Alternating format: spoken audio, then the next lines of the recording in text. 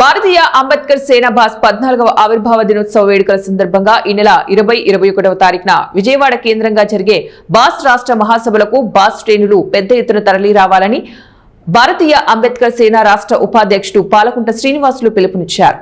అన్నమయ్య జిల్లా పీలేరు పట్టణంలోని ఓ కార్యాలయంలో సమావేశం నిర్వహించారు.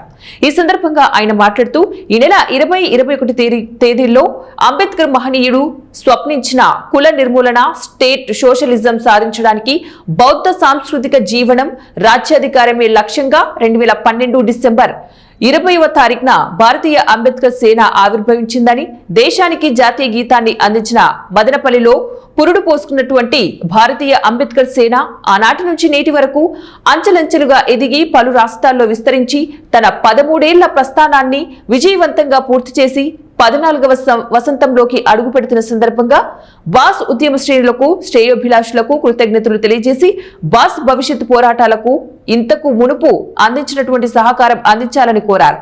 బాస్ వ్యవస్థాపకులు పీటీఎం శివప్రసాద్ ఆదేశాల మేరకు ప్రైవేటు రంగంలో రిజర్వేషన్లు, జాతీయ అంబేద్కర్ బ్యాంకు, భూమి లేని నిరుపేదలకు సాగు భూమి పంపిణీ చేయాలని, 3 సెంట్లు ఇంటి స్థలం, 10 లక్షల రూపాయల నిర్మాణ స్థాయం, సబ్ ప్లాన్ నిధులను సక్రమంగా వినియోగించుకోవాలని, ఎస్సీ ఎస్టీ అట్రాసిటీ కేసుల విచారణ వేగవంతం చేయాలని, బ్యాక్లాగ్ పోస్టులను భర్తీ చేయాలని, వివిధ కార్పొరేషన్లకు నిధులు కేటాయించాలని, బౌద్ధ విహారాలు అను అంశాలను ప్రజల్లోకి తీసుకుని వెళ్లి డిసెంబర్ 20వ తారీఖు వరకు బాస్ ఆవిర్భావ వేడుకలు నిర్వహించి అవగాహన కల్పించాలని బాస్ శ్రేణులకు వీరు పిలుపునిచ్చారు.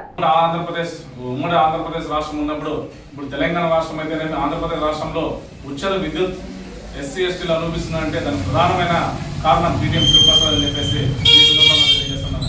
ఎందుకంటే ఆ రోజు ఆయన నిరాహార దీక్ష చేయడంతో అప్పటి సీఎం కిరణ్ కుమార్ రెడ్డి గారు, డిప్యూటీ సీఎం దామోదర్ నరసింహ గారు చర్చలు జరిపి 50 యూనిట్లు ఉచిత విద్యుత్ పథకాన్ని అప్పుడే ప్రారంభించడం జరిగింది.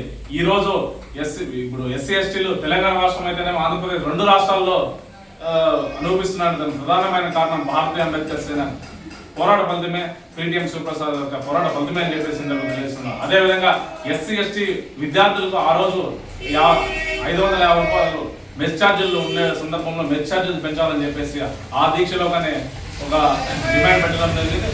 దాంట్లో అనుకున్న 1050 రూపాయలు అప్పట్లో పెంచడం జరిగింది. ఇప్పుడు విద్యార్థులకు కొద్దిగా మెరుగైన భోజనం అందించడానికి కృషి చేసింది భారతీయ అంబేద్కర్ సేన అని చెప్పేసి అందజేస్తున్నారు. అదేవిధంగా ఈ నెల ఉద్యమ ప్రస్థానంలో 19 మెడికల్ క్యాంపులు, ఉచిత హార్ట్ మెడికల్ క్యాంపులు పీటీఎం శివప్రసాద్ ఆధ్వర్యంలో భారతీయ అంబేద్కర్ సేన ఆధ్వర్యంలో నిర్వహించడం జరిగింది.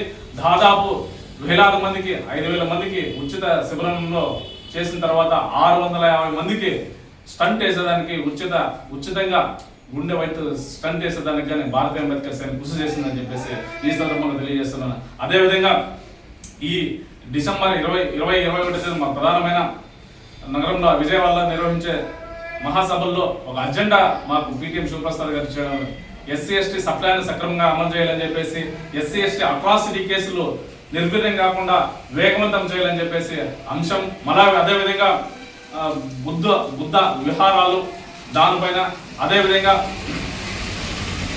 ఎస్సీ ఎస్టీలకు భూమి లేని నిరుపేదలకు భూ పంపిణీ చేయాలని చెప్పేసి అనే అంశాలతో కూడుకున్న మనకి అంశాలతో